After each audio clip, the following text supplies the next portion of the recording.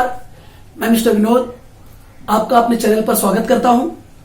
आज से मैं 10th मैथ ज्योमेट्री का लेक्चर शुरू कर रहा हूं और ये रहे टॉपिक्स।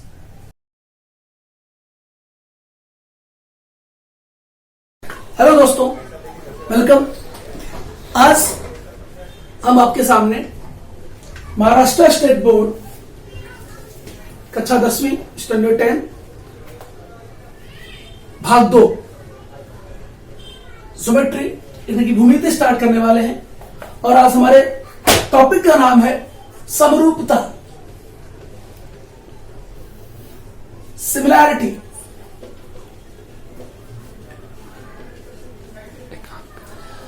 समरूपता का अर्थ क्या है?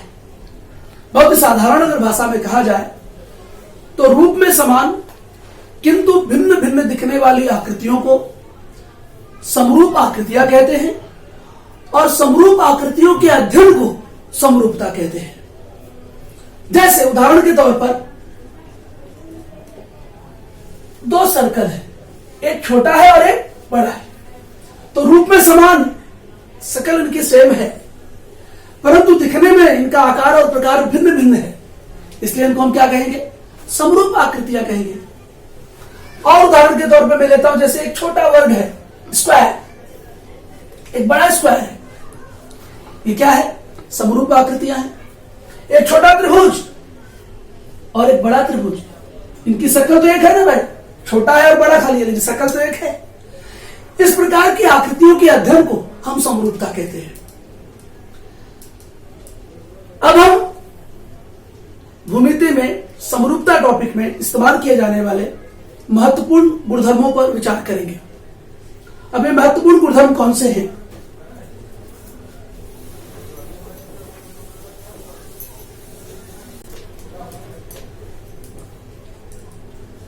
हम इसे कहते हैं समरूप त्रिभुजों की क्षेत्रफल प्रमेय।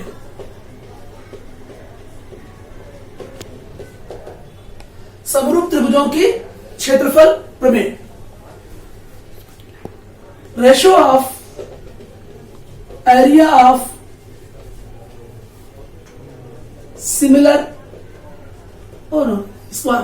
समरूप त्रिभुजों की क्षेत्रफल प्रमेय नहीं, यह बाद में थोड़ा सा हम आते हैं। त्रिभुजों की क्षेत्रफल प्रमेय केवल डिस्कस करेंगे। Ratio of area of two triangles की बात कर रहे हैं, पहले इसकी बात करेंगे, बाद में समरूप त्रिभुजों की क्षेत्रफल प्रमेय की बात करेंगे।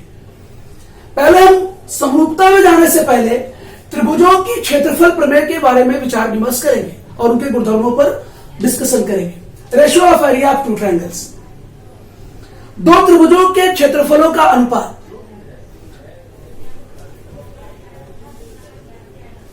यह अनुपात के रूप में व्यक्त करेंगे इसे।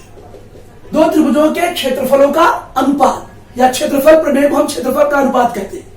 जैसे त्रिभुजों के क्षेत्रफलों का अनुपात मुख्यतः चार बातों पर निर्भर करता है। पहला जैसे है दो ऐसे त्रिभुज। अच्छा, आपने त्रिभुजों के बारे में अब तक जितना भी पढ़ा, सामान्यतः हम देखते हैं त्रिभुज में दो चीजें होती है, आधार और ऊंचाई, बेस और हाइट। तो त्रिभुजों का क्षेत्रफल भी उनके आधार और ऊंचाई पर आधारित होगा। क्षेत्रफल अर्थात क्षेत्रफलों का अनुपात, दो त्रिभुजों के क्षेत्रफलों का अनुपात उनके संगत आधारों और संगत ऊंचाइयों पर आधारित होगा। हमें यह देखना होगा कि दो त्रिभुजों के आधार कैसे हैं, ऊंचाई कैसी है, उनमें आधार और ऊंचाई समान है या नहीं है, और दोनों त्रिभुजों के आधार और ऊंचाई दोनों समान हो तो क्या होगा। तो इस आधार पर हम आज देखने वाले हैं सब त्रिभुजों के क्षेत्रफल का अनुपात। जैसे देखिए, पहला दो त्रिभुजों का क्षेत्रफल, दो त्रिभुजों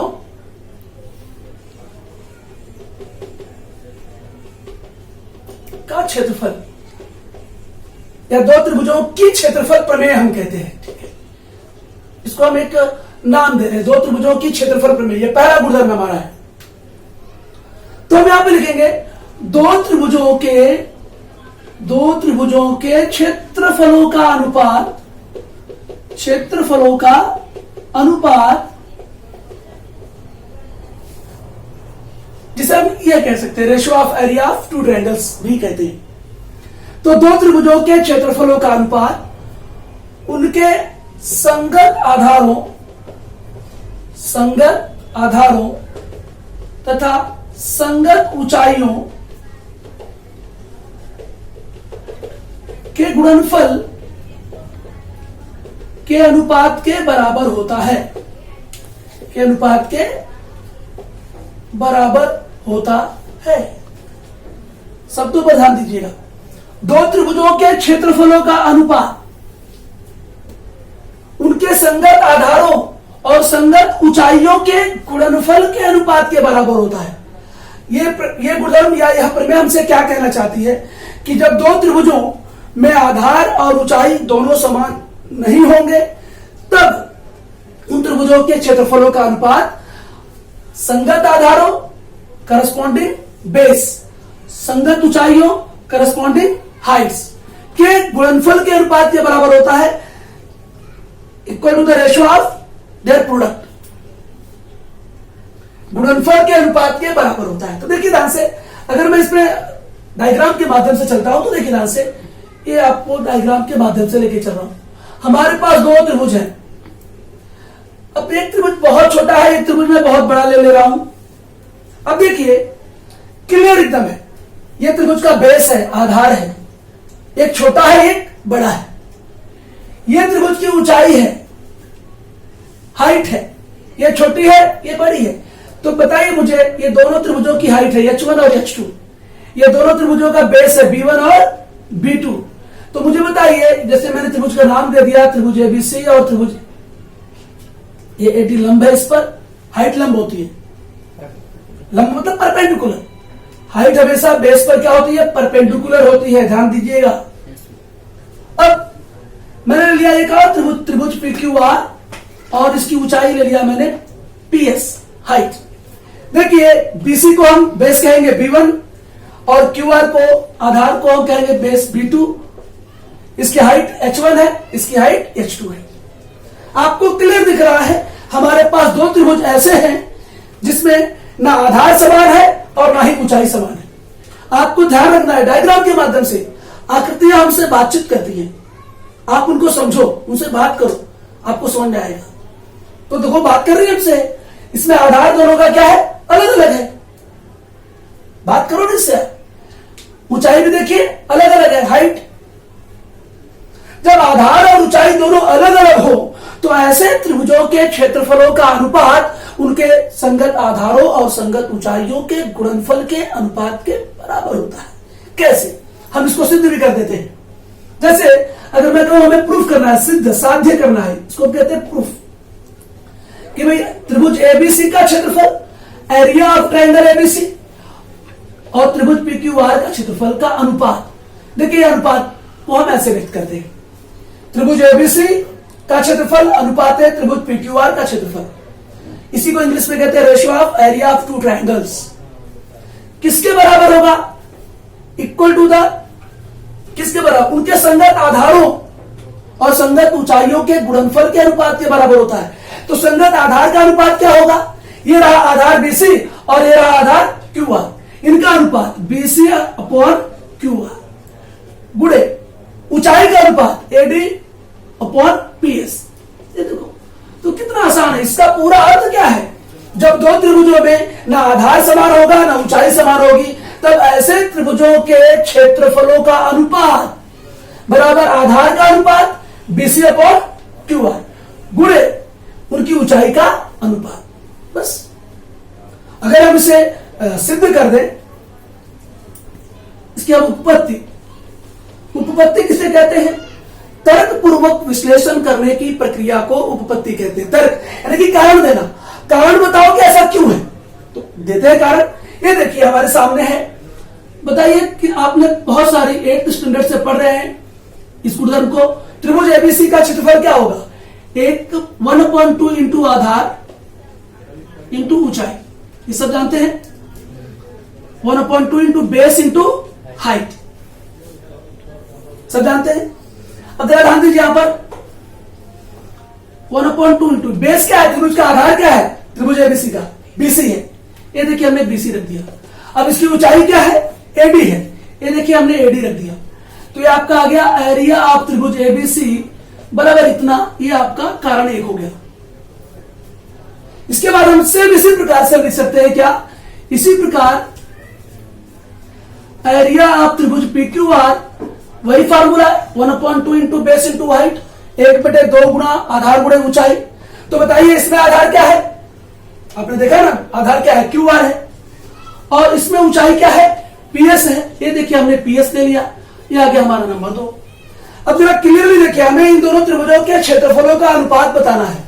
तो हम अनुपात में चलते हैं, हम लिखेंगे परिणाम 1 और 2 से, परिणाम 1 और 2 से।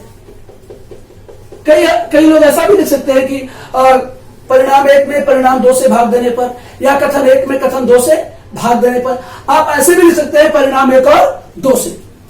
कोई भी ऐसा नियमावली नहीं है कि आप अपने ढंग अलग अलग ढंग से व्यक्त करें, तो बहुत सारा रास्ता है। तो देखिए ध्यान से, हम लिख देंगे एरिया ऑफ त्रिभुज एबीसी अपॉन एरिया ऑफ त्रिभुज PQR, अर्थात त्रिभुज एबीसी का क्षेत्रफल अनुपात त्रिभुज PQR का क्षेत्रफल, जो कि आपके पास है 1/2 BC इंटू AD, आधार गुणे ऊंचाई।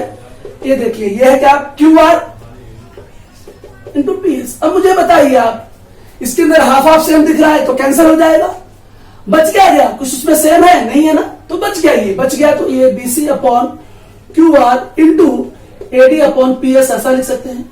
अर्थात आपके सामने दिख रहा है कि इन दोनों त्रिभुजों के क्षेत्रफलों का अनुपात ABC है, किसके बराबर हुआ, ये देखिए BC और QR क्या है, आधार है, और AD और PS क्या है, ऊंचाई है। अर्थात दो त्रिभुजों के क्षेत्रफलों का अनुपात उनके संगत आधारों और संगत ऊंचाइयों के गुणनफल के अनुपात के बराबर होता है, यह सिद्ध हुआ।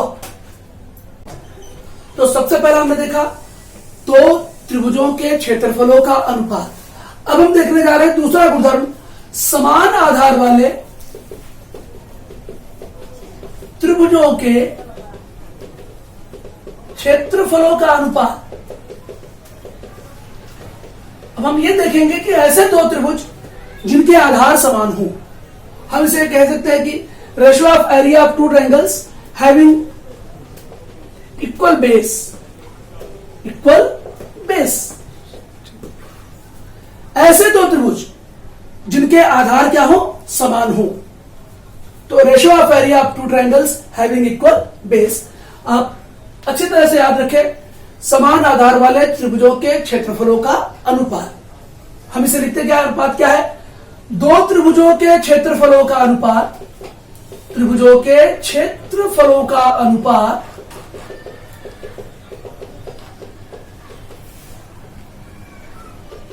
उनकी संगत ऊंचाई, उनकी संगत ऊंचाइयों के अनुपात के बराबर होता है, अनुपात के बराबर होता है। ये देखिए कितना आसान है, याद करना। यानी जब दो त्रिभुजों का आधार समान होगा, बेस इक्वल होगा, तब ऐसे त्रिभुजों के क्षेत्रफलों का अनुपात किसके बराबर होगा, उनकी संगत ऊंचाइयों के अनुपात के बराबर होगा। तो देखिए कैसे, डायग्राम के माध्यम से। अब हम दो त्रिभुज ऐसे लेने वाले हैं जिसमें आधार समान हो, बेस इक्वल हो। ये देखिए दो त्रिभुज हमारा कितना आसानी से आपको समझ आएगा। देखिए देखिए एक त्रिभुज हमारा ये है, अब मैं इसमें ऐसे ले रहा हूं जिसका बेस इक्वल हो।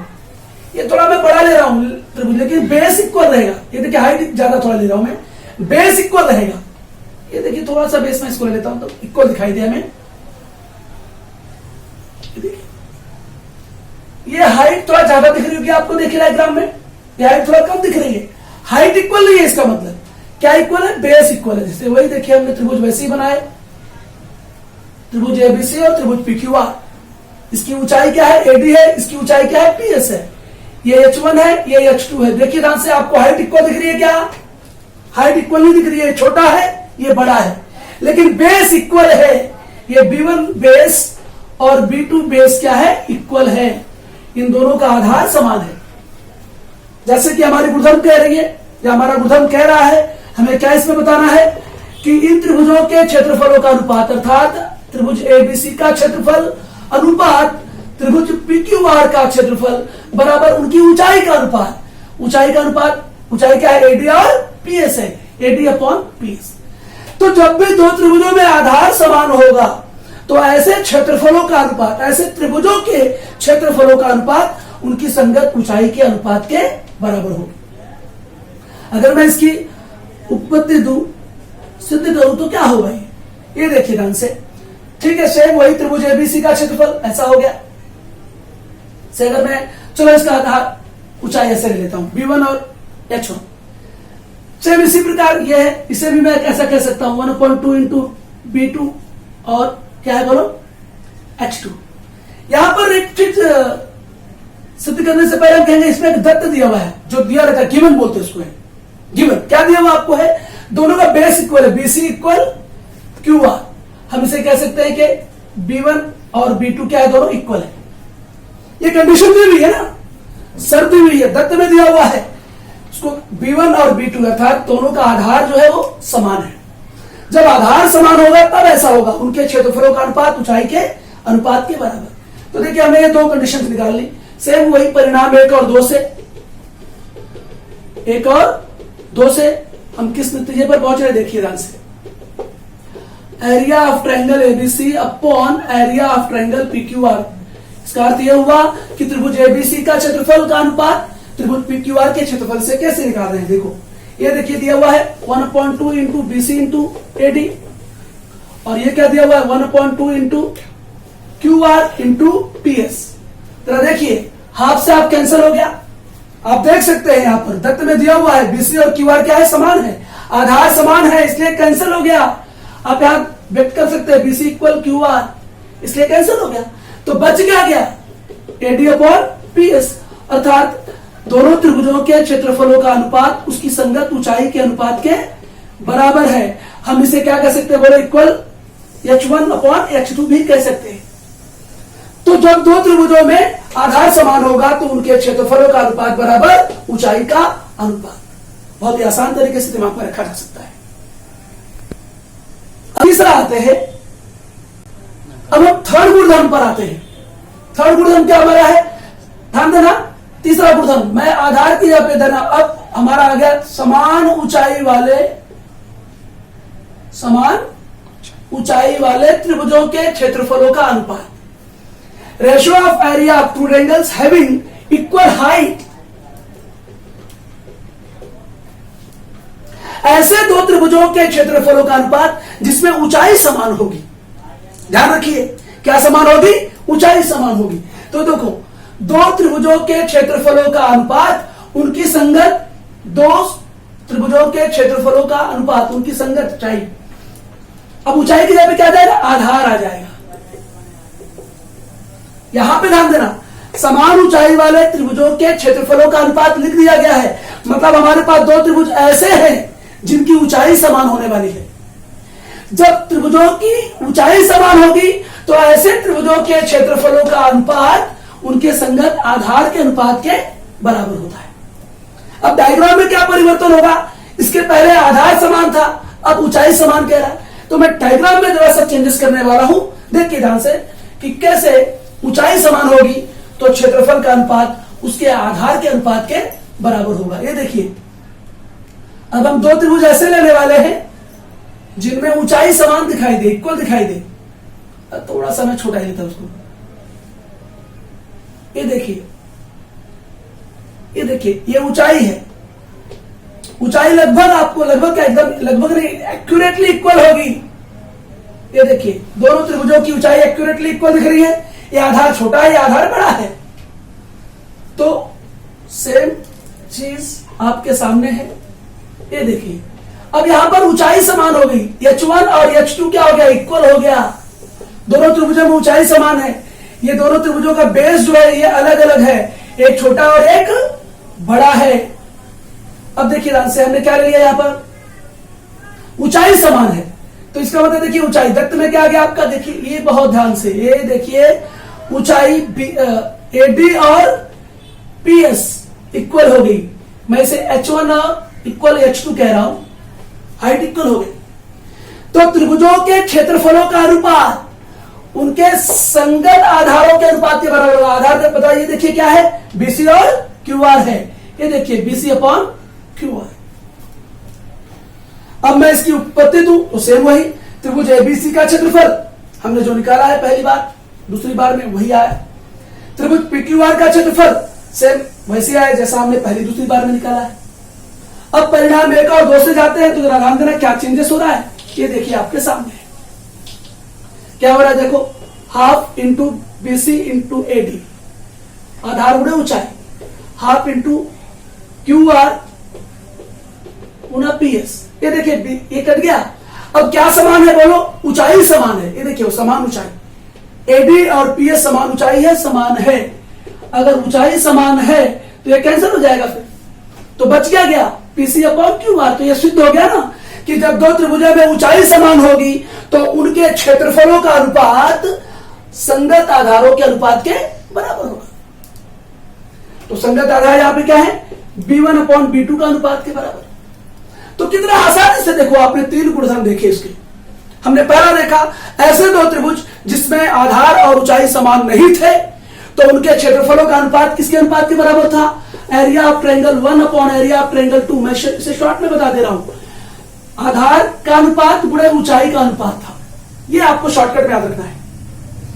ऐसे दो त्रिभुज जिनमें आधार और ऊंचाई दोनों कुछ भी समान नहीं होंगे तो उनके क्षेत्रफलों का अनुपात बराबर आधार का अनुपात गुणे ऊंचाई का अनुपात होता है। अब ऐसे दो त्रिभुज दूसरा हमारा था जिसमें हमने क्या समान लिया था, आधार समान लिया था। जब आधार समान होंगे तो ऐसे दो त्रिभुजों के क्षेत्रफलों का अनुपात किसके बराबर होगा, ऊंचाई के अनुपात के बराबर होगा। और हमने तीसरा देखा ऐसे दो त्रिभुज जिसमें उनके क्या समान होंगे, यहां देखिए ऊंचाई समान होगी, हमने थर्ड लिया था। जब ऊंचाई समान होगी तो ऐसे दो त्रिभुजों के क्षेत्रफलों का अनुपात उनके बेस के, उनके आधार के अनुपात के बराबर होगा। ये 3 गुणधर्म हमने भली भांति देखा 3 प्रमेयों के माध्यम से। अब हम आगे और भी डिस्कस करेंगे इसमें। जैसे मान लिया जाए दो त्रिभुज ऐसे हों, पहले में क्या था, दो त्रिभुजों की ऊंचाई और आधार समान नहीं था, दूसरे में आधार समान था और तीसरे में ऊंचाई समान थी। अब हम चौथा बता रहे हैं कि आधार और ऊंचाई दोनों समान हो। याद रखिए ऐसे दो त्रिभुज जिसमें आधार और ऊंचाई दोनों समान होते हैं, ऐसे त्रिभुजों के क्षेत्रफलों का अनुपात 1:1 होता है, अर्थात बराबर होता है। जैसे देखिए area of triangle 1 upon area of triangle 2 अगर हो जाए, कब इनके क्षेत्रफलों का अनुपात 1:1 होगा। कब होगा, जब दोनों का आधार और ऊंचाई समान होगा। ऐसे में हम कह सकते हैं कि दोनों त्रिभुजों के क्षेत्रफल समान होंगे, दोनों त्रिभुजों के क्षेत्रफल इक्वल होंगे। Area of 2 triangles become equal. दो त्रिभुजों के क्षेत्रफल समान होते हैं जब उनके आधार और ऊंचाई दोनों क्या होते हैं, समान होते हैं। तो 4 बातों पर आप फोकस करिए, इनके आधार पर हम सवाल करेंगे। तो अब हम देखेंगे, हमने ये 4 गुणधर्म देखे। अब इन 4 गुणधर्मों के बाद हम और 2 गुणधर्म देखने वाले हैं जो त्रिभुजों से संबंधित है और आपको त्रिभुजों के क्षेत्रफल के अनुपात को सिद्ध करने में या इस पर आधारित सवालों को हल करने में आपको काफी हेल्पफुल होंगे। 2 गुणधर्म और मैं लेकर आ रहा हूं। ये 4 गुणधर्म होने के बाद 5वां गुणधर्म हमारा क्या है, ऐसे दो त्रिभुज दो समांतर रेखाओं के बीच स्थित हो तो उसका गुणधर्म क्या होगा। हम इसे कहेंगे दो समांतर रेखाओं के मध्य स्थित, रेखाओं के मध्य स्थित त्रिभुजों की ऊंचाइयां समान होती हैं। अर्थात अगर हम थोड़ा सा इंग्लिश में कहें, तो triangles lies in between 2 parallel lines have their equal Heights या हैविंग देयर इक्वल हाइट्स। जब दो त्रिभुज दो समांतर रेखाओं के मध्य स्थित होते हैं, देखिए दो समांतर रेखाएं हैं, 2 पैरेलल लाइंस है। ये रेखा एल और रेखा एम क्या है, दोनों समांतर है। इन दोनों समांतर रेखाओं के बीच में स्थित त्रिभुज, जैसे कोई भी त्रिभुज हो किसी भी आकार में आए, ये देखिए ये त्रिभुज एक है, एक त्रिभुज एक है, ये देखिए मैं नाम दे रहा हूं त्रिभुज एबीसी और त्रिभुज बीईडी, ये 2 त्रिभुज हैं। अब मैं त्रिभुज एबीसी की बात करूं तो इसकी हाइट क्या है, देखिए ये रही इसकी हाइट, और त्रिभुज बीसीडी की बात करूं तो ये रही इसकी हाइट। दोनों की हाइट सेम है ना, क्योंकि 2 समांतर रेखाओं के बीच में स्थित है। तो जब भी कभी कोई भी आकृति, चाहे त्रिभुज के साथ चतुर्भुज भी हो, दो समांतर रेखाओं के मध्य स्थित आकृतियों की जो ऊंचाई होगी वो क्या होगी, समान होगी। तो यहां पर याद रखिएगा, मैं यहां पे कहूंगा त्रिभुज ए बी सी और त्रिभुज बीईडी समान ऊंचाई वाले त्रिभुज हैं, समान ऊंचाई वाले त्रिभुज हैं। Both triangles have equal heights. Why? Because they are lies in between two parallel lines. दो समांतर रेखाओं के बीच में उपस्थित होने के कारण इन दोनों त्रिभुजों की ऊंचाई क्या है, समान है। तो या तो आपको ये गुणधर्म याद रखना है। हम आते हैं सिर्फ गुणधर्म पर। जब दो त्रिभुज, दो या दो से अधिक त्रिभुज और उनकी शीर्ष बिंदु एक ही होंगे, सामान्य होंगे, जैसे हम कहते हैं सामान्य शीर्ष बिंदु वाले त्रिभुजों की ऊंचाई समान होती है। जैसे देखो, सामान्य शीर्ष बिंदु, सामान्य शीर्ष बिंदु मतलब त्रिभुजों के शीर्ष बिंदु एक ही होंगे। सामान्य शीर्ष बिंदु वाले त्रिभुजों की ऊंचाइयां समान होती है, इक्वल होती है। कैसे? जैसे मान लिया जाए, मैं थोड़ा सा इसे स्पेस दे रहा हूं आपके लिए। ये देखिए, मैंने इसे मिटा दिया है। ये 4 गुणधर्मों के बाद ये हमारा आ गया छठा गुणधर्म। 5 गुणधर्म के बाद छठा गुणधर्म, सामान्य शीर्ष बिंदु वाले त्रिभुजों की ऊंचाई समान होती है। ये कितना त्रिभुज है? ये देखिए आपके सामने, ये कितना त्रिभुज है? ये एक त्रिभुज है। अब ये देखिए, ये रहा, ये भी डाल दिया मैंने। अब कितने त्रिभुज हो गए? तो किसी ने कहा 2। अरे 2 नहीं भाई, ये 3 त्रिभुज है कुल। ये देखिए, त्रिभुज एबीसी, फिर त्रिभुज एबीडी, फिर त्रिभुज एडीसी। इन तीनों त्रिभुजों में देखिए, बिंदु ए सामान्य शीर्ष बिंदु है, कॉमन वर्टेक्स सामान्य शीर्ष बिंदु। जब 2 या 2 से अधिक त्रिभुजों का एक ही शीर्ष बिंदु होगा तो वे सारे त्रिभुज क्या होंगे, समान ऊंचाई वाले त्रिभुज होंगे। मैं यहां पे कहूंगा त्रिभुज ए बी डी, त्रिभुज ए डी सी और त्रिभुज ए बी सी, इन तीनों त्रिभुजों का